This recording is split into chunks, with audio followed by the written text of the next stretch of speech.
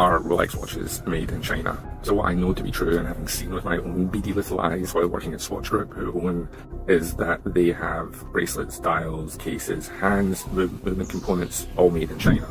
I've seen the packaging for them, I've seen the country of origin stamped on them, I know that to be true. Rolex mass-produced watches are the best mass-produced watches you can get. They make, 1.2 to 1.5 million watches a year. They're not made by hand. They're made on a production line. They do machine pretty much everything. There's no hand finishing. It doesn't take them a year to make a watch. They're the best mass-produced watch. They're the Toyota Corolla of watches.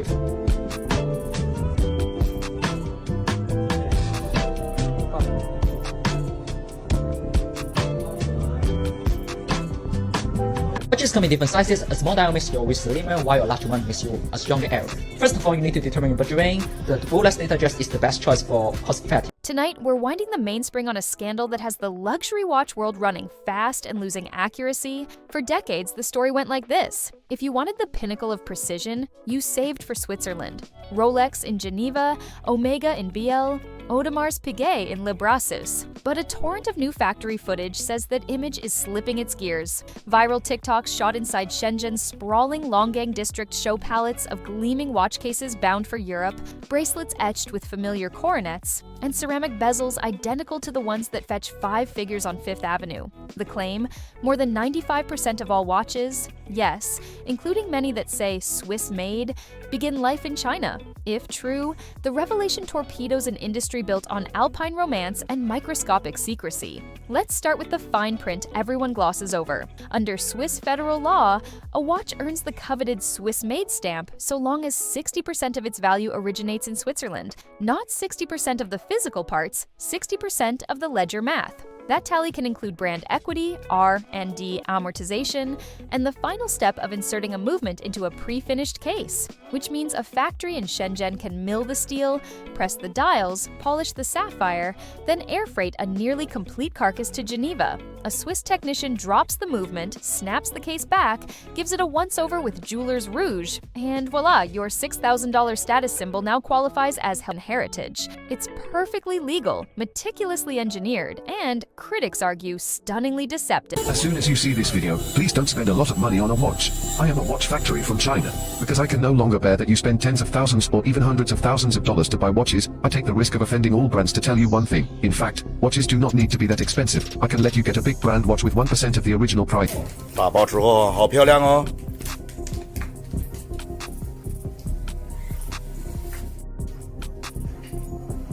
半成品的表带。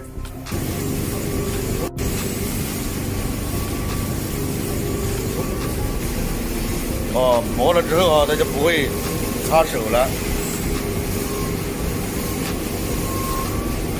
Those critics are no longer anonymous blog commenters. They're often the people who used to keep quiet to keep their jobs. One ex-quality control inspector posted side-by-side photos. To the left, a submariner bezel headed for authorized dealers. To the right, an identical bezel in an unbranded OEM batch destined for gray market buyers. Same ceramic sheen, same platinum-filled numerals, different invoice header.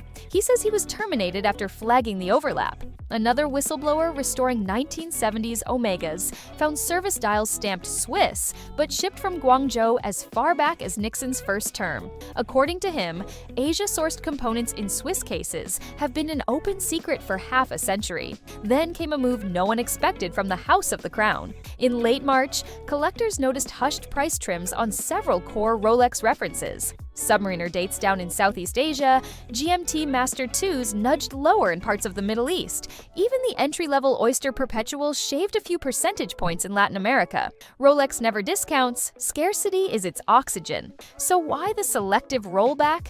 Market analysts link it to surging parallel build supply. Replica artisans, using the same CNC files, the same 904L steel, now offer near-perfect homages for 1/10 the cost, slice retail by 20%, and you claw back just enough buyers who were flirting with the factory direct option. That factory option is getting bolder by the week.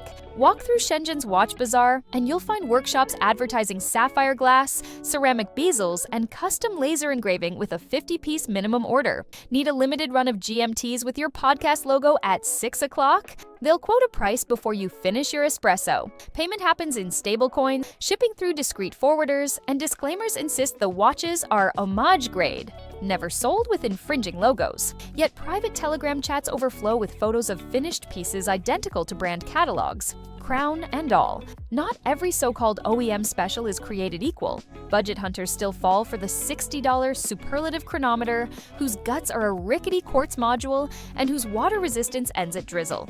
Genuine Swiss tooling costs money, and the best aftermarket builders charge accordingly.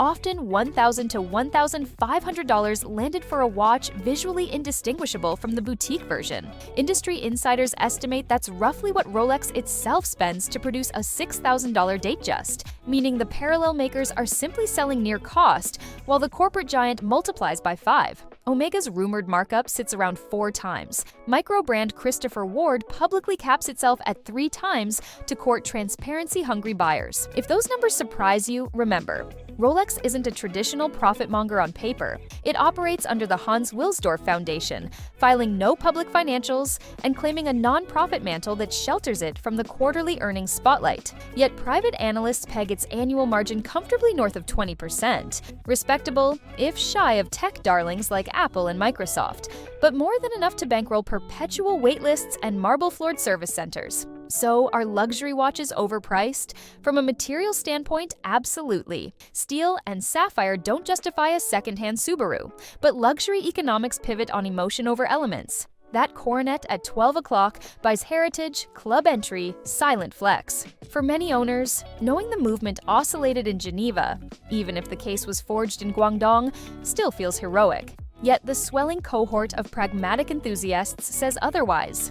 They'd rather support an independent brand that discloses its Thai dial plant and its German case polisher, selling a KOSK-certified chronometer for $1,200 with no fairy tale attached. Regulators are taking notes. Draft language circulating in Brussels would tighten the Swiss-made threshold from 60 to 80% of component cost, not nebulous value. The proposal also demands QR code traceability, showing each supplier. If that passes, certain blue-chip references could lose their stamp overnight or face costly reshoring.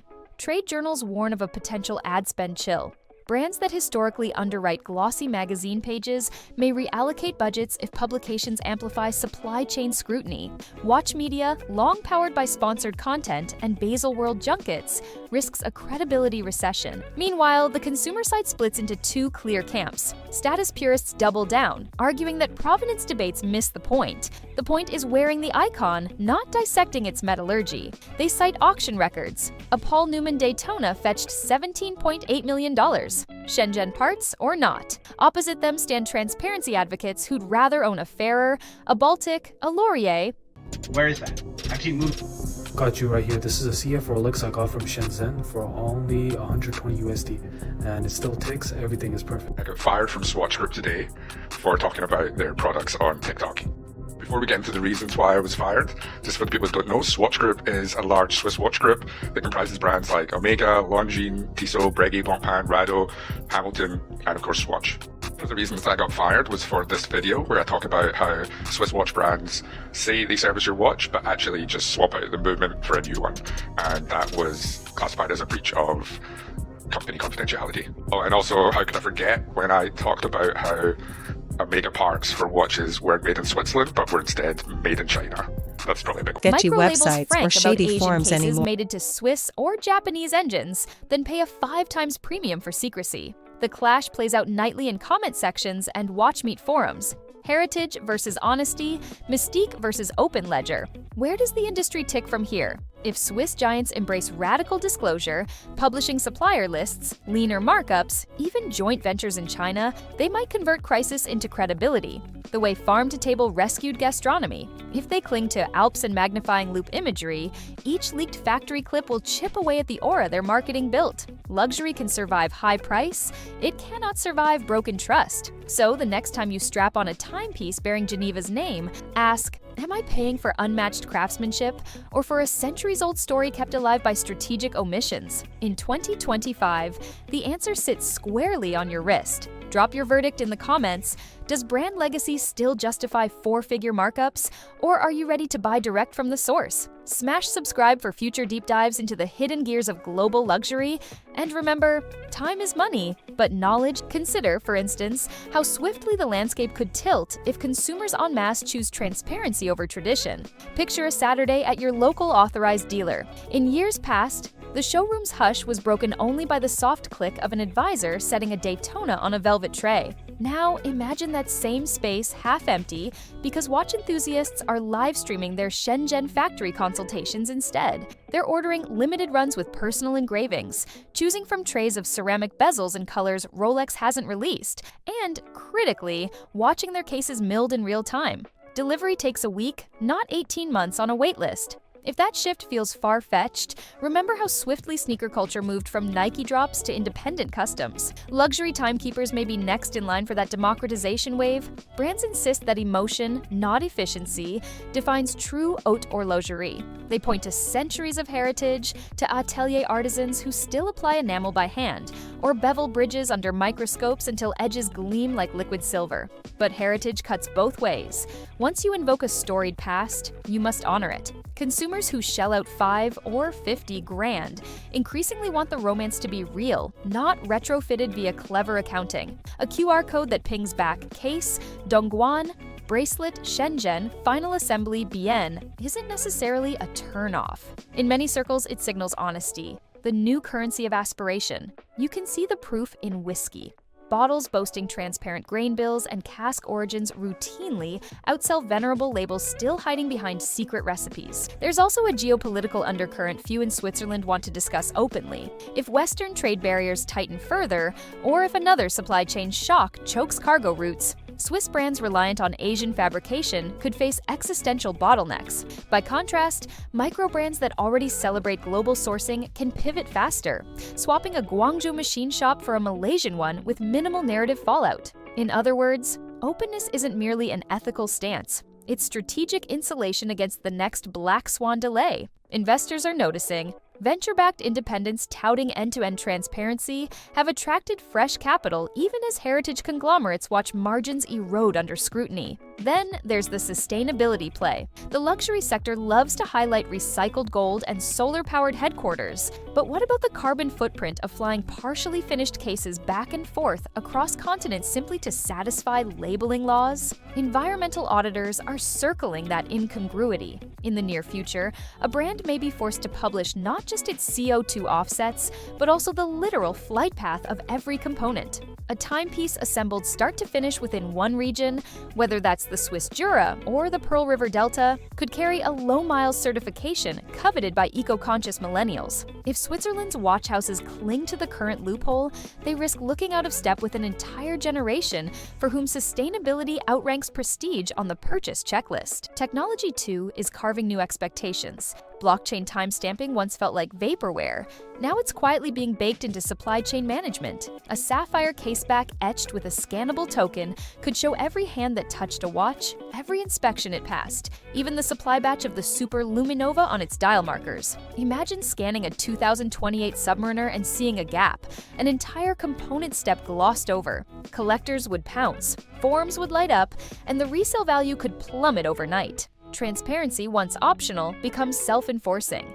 Either you supply the chain of custody, or secondhand markets penalize the opacity. That reality favors nimble newcomers eager to build provenance tech first, while legacy juggernauts must retrofit decades of hush-hush sourcing into a suddenly visible ledger. None of this automatically spells doom for Switzerland. The country still controls mastery in high complication engineering, tourbillons, minute repeaters, perpetual calendars that remain out of reach for mass production foundries. A Grand Seiko or a Kreter Aichi may rival the finishing on a Patek Philippe, but China isn't yet producing a cathedral gong repeater off an assembly line. Swiss brands that double down on virtuosic micromechanics, reveal their supplier maps, and frame premium pricing around artisanal scarcity instead of geographic mystique could thrive in the new era. Think of it as the single estate chocolate approach. You're paying more because a very small group of humans can do what machines cannot. And here's the GoPro footage to prove it. For consumers, the power pivot is clear.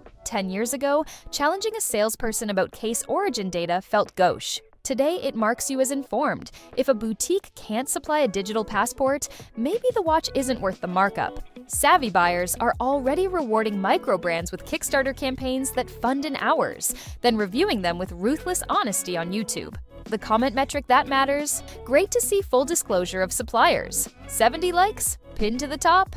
Established houses ignore that sentiment at their peril. So as you weigh your next wrist investment, ask the questions old guard marketing hopes you won't. Where was the case forged? Who machined the bezel teeth? Does the loom come from a German lab or a Guangdong subcontractor? If an authorized dealer shrugs, thank them politely and walk. The aftermarket is bursting with alternatives eager to tell you every stop on a watch's journey, and often at a fraction of the price. Because in the end, the heartbeat of any mechanical watch is trust. Trust that the tick beneath the sapphire isn't just a symbol, but a story told truthfully. The brands that embrace that fact will weather the exposure era with their halos intact. Those that cling to half-truths risk watching their legacy wind down, one viral factory tour at a time. So spin that crown, synchronize your moral compass, and decide which side of the dial you want to stand on.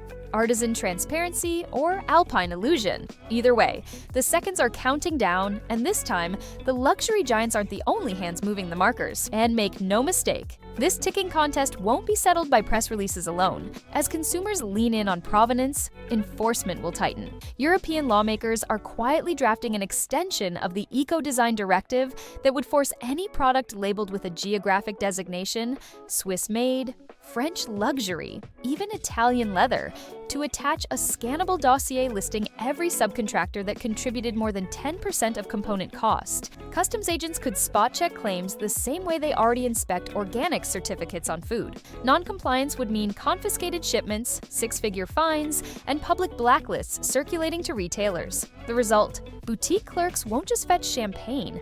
They'll be trained to pull up blockchain receipts on a tablet the moment you ask. Transparency moves from marketing perk to legal requirement. That shift creates fertile ground for a new breed of startup horologists. Think farm to table, but for mainsprings. One Geneva-trained watchmaker now living in Lisbon is crowdfunding an entire line that maps each component to a specific family-run workshop, complete with video diaries from the lathe operators. His pitch deck claims that radical honesty will shave 50% off retail in year one by skipping the smoke and mirrors overhead. Venture capital is listening. Funds that once chased direct-to-consumer mattress disruptors now sniff opportunity in dismantling century-old luxury opacity. If even a handful of these ventures hit critical mass, traditional houses will be forced to justify why their markups still hover at 5 times production cost. Meanwhile, the giants are exploring defensive plays. Rumor in La Chaux de Fonds says a consortium of marquee brands is discussing a joint Swiss-verified NFC chip, a tamper-evident capsule embedded in the caseback that records every assembly step on a Swiss server farm. The irony, of course, is that they will still source bracelets or sapphire crystals overseas.